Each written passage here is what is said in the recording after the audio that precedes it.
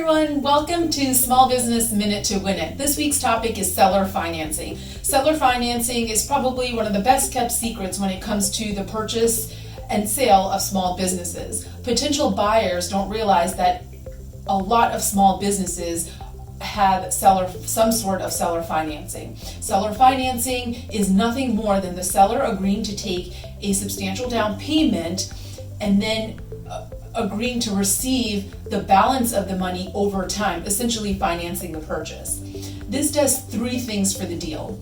First, it allows the buyer to come in with little money down or less money down.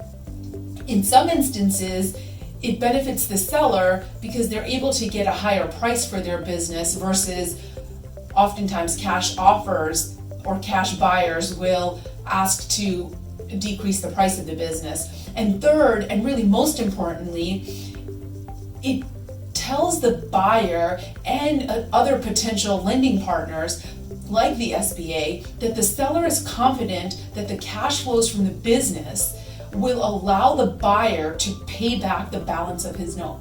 That's your minute to win it for this week. Thank you.